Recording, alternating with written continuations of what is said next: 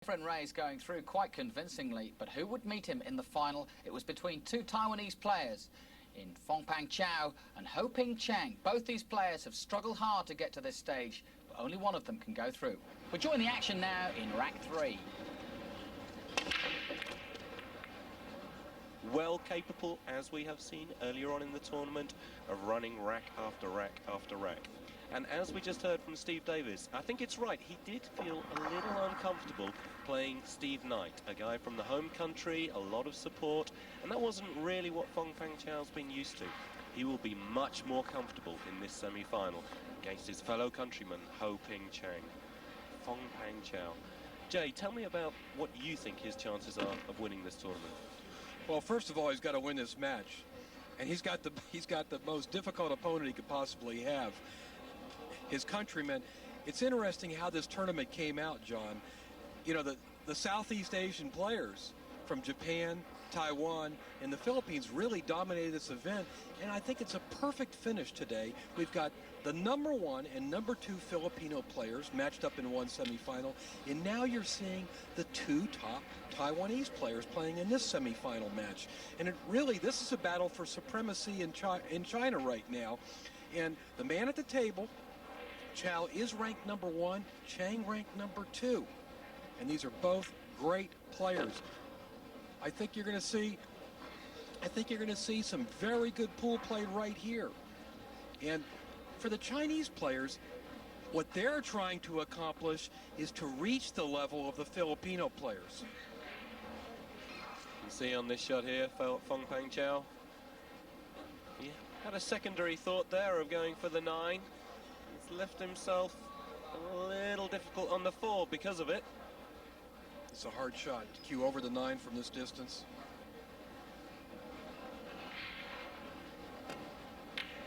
Nicely done. That's a great pull. Still a very difficult shot on the orange 5 here, but he'll feel more comfortable about this shot after having got the last 4. See difficult cueing over the 9. He's got a real tough cut shot on this 5 ball down in the end.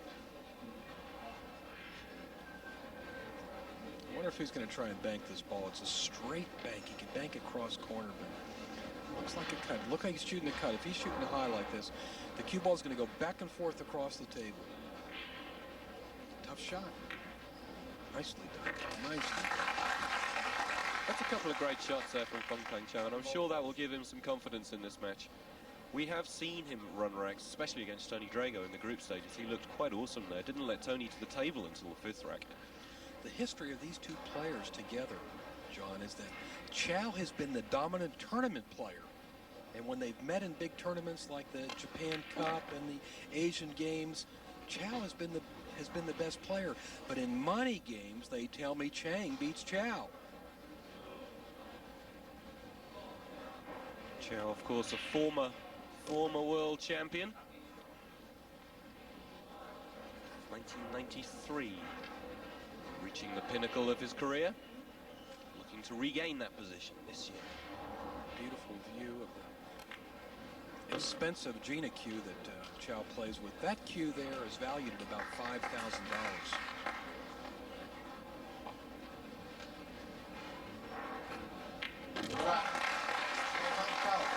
The 9 goes down. It's Fengpang Chao. Ho Ping Chang from Taiwan. Won 3 out of 5 of his group stages, and then you can see fairly comfortable. All of his other matches not really been pushed to the end.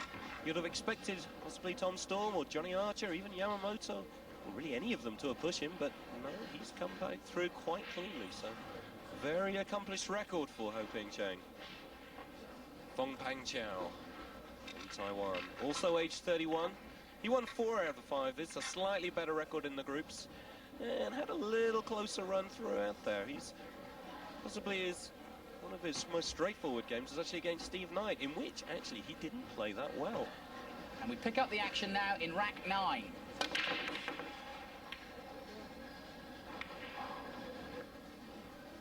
Came up empty.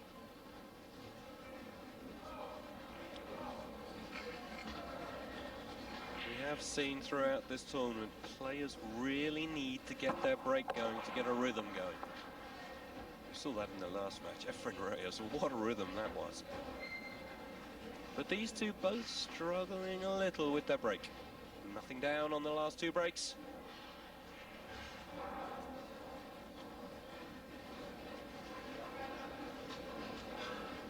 Just a safety here for Chow. Yeah, Looking at leaving the cue ball behind the 8, sending the 1 down to the bottom of the table. That looks like the right shot, although we've been fooled before. He's got to be careful when he leans across the table. He doesn't want to touch that 5 ball.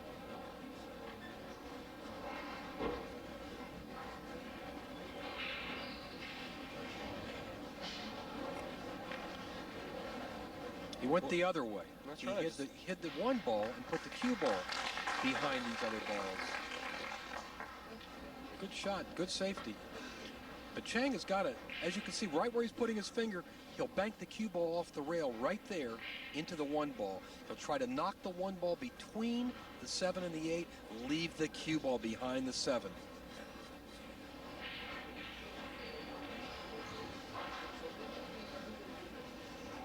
The 1's got to go through that opening without hitting either ball. Just like that. Beautifully done by Chang. Excellent safety. That's great. That's why I thought Chow would have actually played for safety the other way to begin with, because he did leave that option for Chang. Okay, it's a difficult shot, but he's perfectly played it there. And Chow is now in trouble. Chow's got to go 1 rail.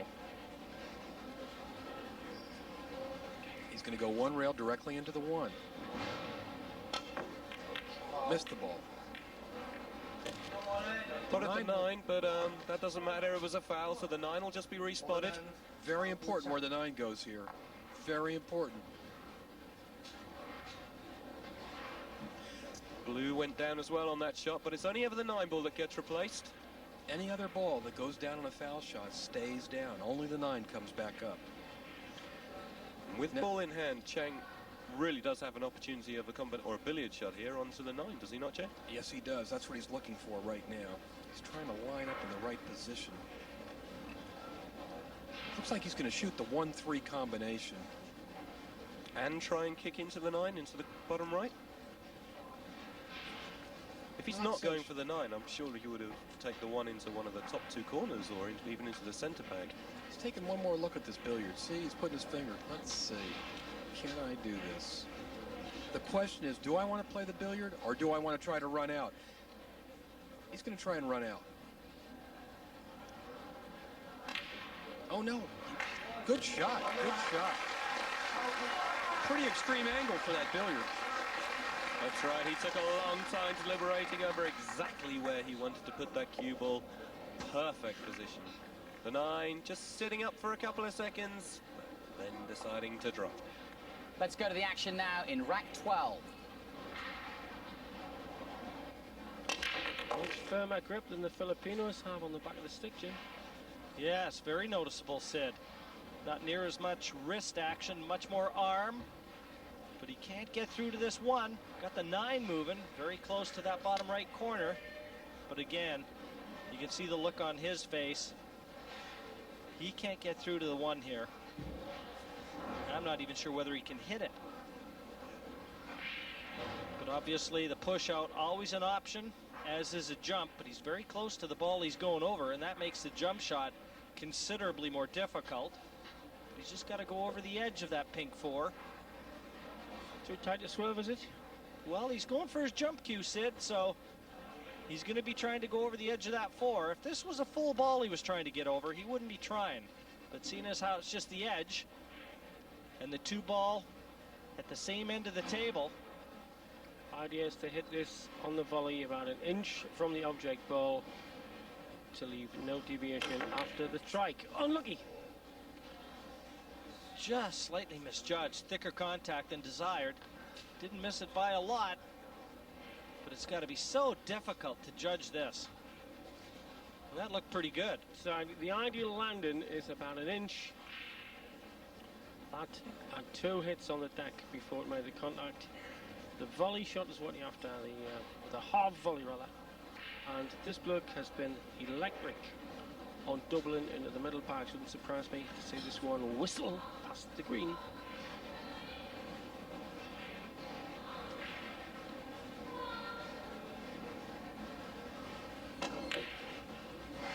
that was a long ways away. But he's flipped lucky. Yes, he has, Sid. It looks like he's gotten away with it. You can see what Chow's looking at right now. That 9 so close to the corner pocket. These players are always checking out the possibility of a billiard.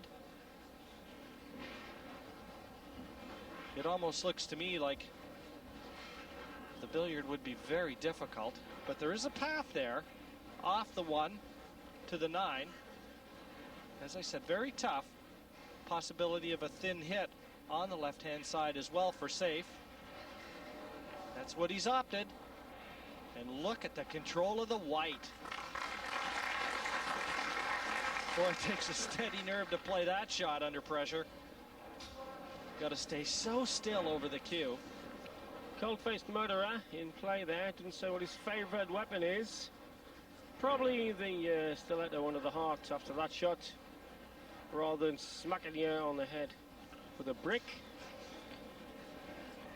So that's one thing that pool players look for. They don't always try and find distance. In snooker, distance usually equates to safety. In pool, that's not necessarily true. And that's probably as good an indication the shot that Chow just played right there as you're going to see. More important, the control. Plan here then to send the yellow well away, but that looks very much like a stick-up. Misjudged that, then Sid. for 6 apiece. Yeah, he misjudged that. He wanted a thicker hit to leave that cue ball behind the brown and the pink.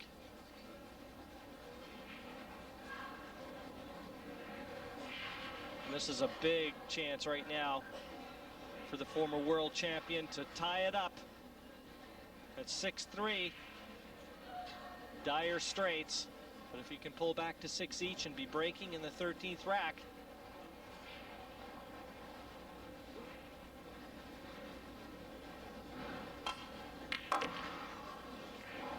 Now he needs a bit of angle here. Now he may have to race this cue ball off the top cushion, the left-hand side cushion, with a lot of left-hand side and top to play the 3 into the open pocket. If he'd have been able to get the left-hand side of the table, he might have been able to play the combination onto the 9. A lot of top and left-hand side.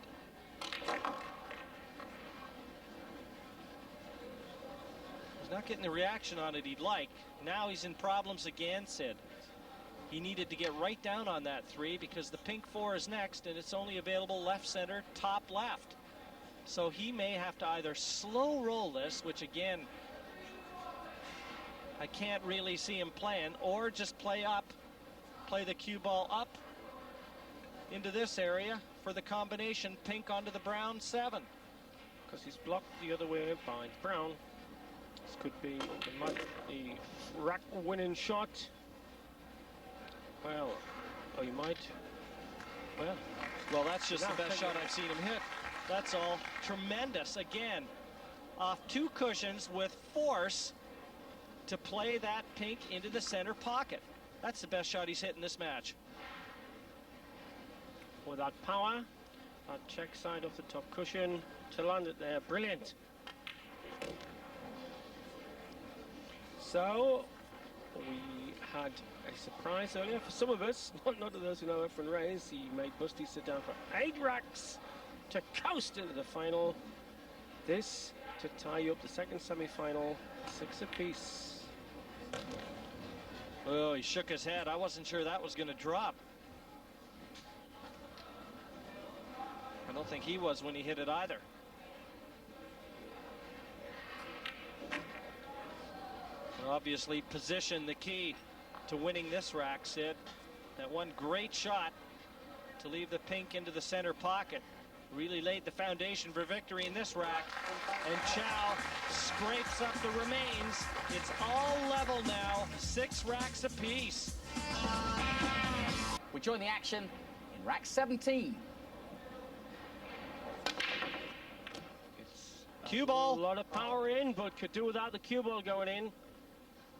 Well, how big that could be, Sid, lest we forget Francisco Bustamante. A very similar sort of break-off. And that virtually sealed his fate. Will the same outcome await Chang? 8-7 in front he was before that break off. The patience of Foping Chang, or sorry, Foping Chow at the table now paid off. Yeah, Jim chowing down on these Oriental consonants.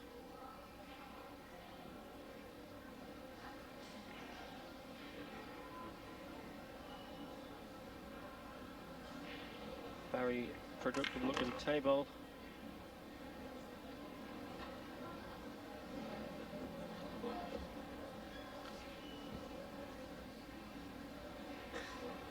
Nice angle on the 2.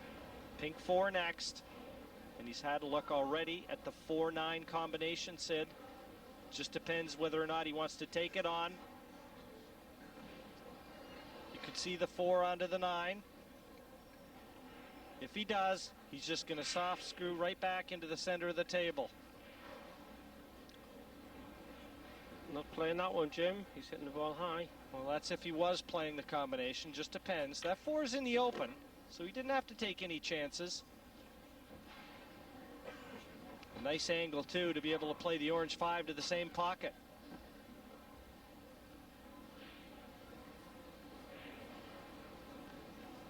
Well, we've been as composed as 2 samurai warriors putting on the multi-layered armor.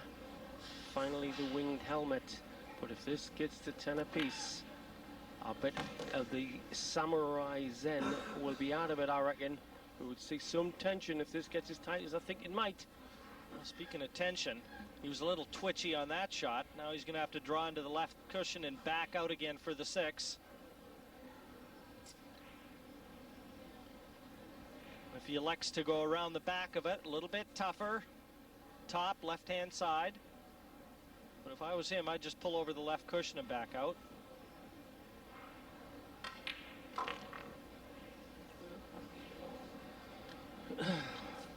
Screws into the cushion. Here's a man who's absolutely hooked on it. I'm not sure that Tony will ever be the same lad on a snooker table, having rubbed shoulders with this lot for a week. He was telling me he's going to get a pool cue made up. He loves this game of 9-ball. Going to talk to John Paris and have John Paris make him up a 9-ball cue. And he's going to put in a little time on the smaller table. And boy, hasn't he got an ideal game suited to 9-ball with his attacking nature. Last time I saw Paris making up a special cue for Steve Davis. Yes, I think Steve's had a few words with John Paris. Equipment's so important in this game of 9-ball. A lot of the players have tried making the adjustment with snooker cues, and that's a big advantage they give up. These 9-ball cues are about 13 millimeters around the tip. Coming in with bags at the right-hand side.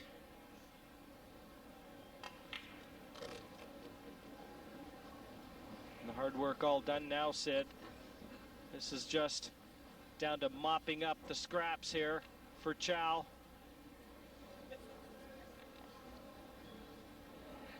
I've mopped up with a few scraps of Chow in my time, kid.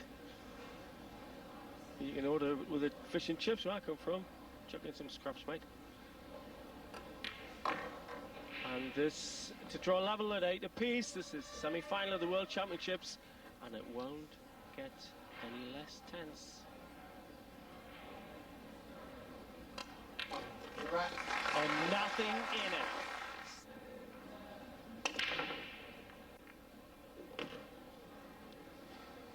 8, top right. And it looks like he's finished on the 1. The only problem is he's going to be cueing right over the center pocket, and that's not going to make life easy. But this 1, the yellow 1 top right, certainly on. And once again, the 9 has finished very close to the bottom right corner. So he's got it in gear. He's got it moving. This is a real test of cueing, Sid. Yeah, elevation over 45 degrees. What a miss! And look where it's But going he to might have finish. flunked it. He might have flunked it in. Well, I thought it was going to finish right on top of the 9. But it certainly left a chance. And that's a major let-off. He'd never have expected to miss that one. But that's, again, a testament to the pressure that's out there. Yeah, if you get the semi, if you get the final roll there, you're assured of at least 30,000 bucks. When I get 60,000 bucks, losing semi-finals $15,000 each. Big shot coming up right here. He's got to get right the top of the table, and he's looking right now. The red 3 is next. And what's more, he's got to be able to get from the red 3 to the pink 4. Oh, he's going to hate that shot. He lost the cue ball there. That was far too close to the right cushion. That was a mishit from Chang, and what a let-off. He knew it as soon as he hit it. Oh, Ping says Fui as he lets in the opponent. And we're getting near the end now. It's a race to 11. This could be the start of a roll. That might have been the most glaring mistake, and the one that he'll remember, because they really are in the back stretch now of this one. Well, mind you, he might forget it. Well, when you see players of this caliber making mistakes like we've seen in the last minute and a half. He's got one of those layered tips, does Chow. One of those Mori layered tips that are very, very hard. And Chalk doesn't always adhere to it as well as you might like. But what a mistake. First by Chang and Fong Pang Chow. Not able to take advantage.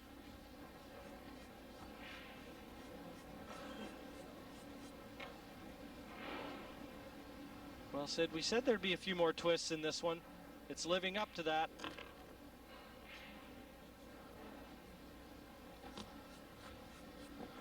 Take a bad error not to run out here.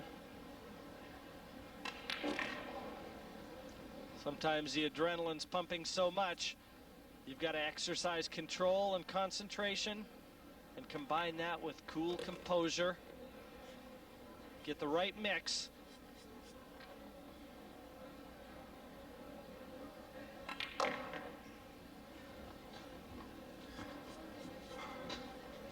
Gentle hit here. Flipping the cushion at the same time. 9-8. Favorite Chang.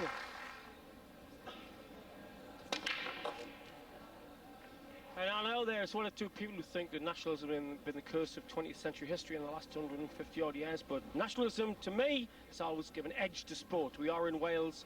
That used to be one of the most rampant, still is. Their rugby team, you put on the scarlet with the feathers, and you would die for Wales. This is building up to a final between two of the most proud and top nations on earth at 9-ball pool. We have Efren Reyes, the magician, already in the final. Which one of these two wizards from Taiwan will go there with him? Accurately reflecting the two dominant nations you're going to see in the game. Totally agree, Sid. It's going to be a final worthy of this unprecedented event here in Cardiff. But right now, the man that's playing the fiddle is at the table. He's 2 racks away from a place in that final.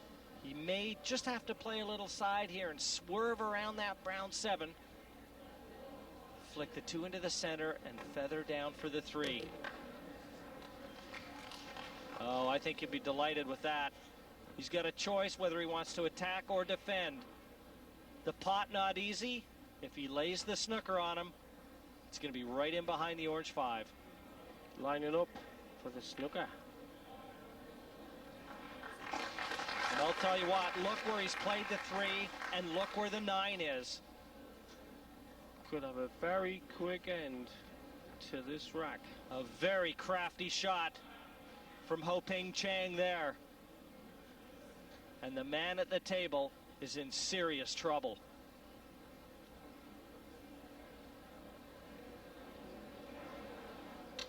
He might need to pull out his best shot of the match right now. And that, just to buy another opportunity. There was no question of hoping there. That was a dead certainty. This could open up the frame to Chang, who only needs 2. So the semi-final could rest on the couple or 3 angles that Chow can work out to get out of that one. He's looking side cushion for the second cushion here, Sid. Here into the side cushion and down to the 3. But man, this is tough. This is really tough. And if he misses it, it'll be the end of the rack. There's still a chance of hitting it and leaving it on. A ball in hand and he's dead. There's the second hit. Has he got the line? No, he hasn't. Straight into the black rack over, I reckon. That'll be the end of the rack for sure. He'll play the combination 3 onto the 9, and he'll find himself just 1 rack away. Our referee Jan Verhaas just cleaning the white off for Chang. And what a great safety, what a great snooker he played. And the control on the 3 to lay it on the 9. Laid the foundation for that one. 10-8 now, and he'll be breaking off to end Chow's run. And he nailed that one. Just look at the cue ball. Does he have a shot at the 3? And sure has. He can manage a 60%, a more than 50% hit on this. He gave it some pasty, that one. Up in the air, so maybe not what the perfectionist would like to see, but he's in the middle of the table. This cuts left. Efren Reyes, this could be your opponent in the final. This is looking a lot like the beginning of the end right here. Just have a look at the remaining 6 colors. This is a roadmap finish.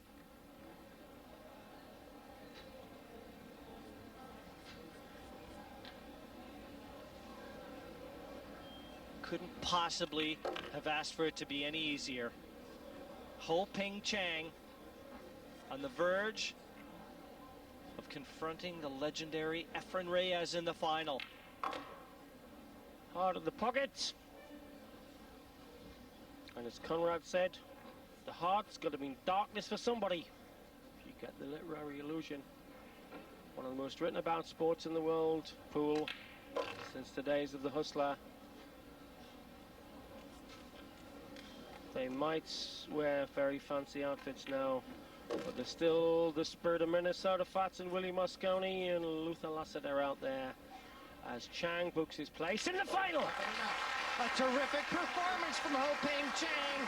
He ousts his friend Chow, and even though he wasn't favored coming into this one, he was steady and did the business and will now face Efren Reyes in the final.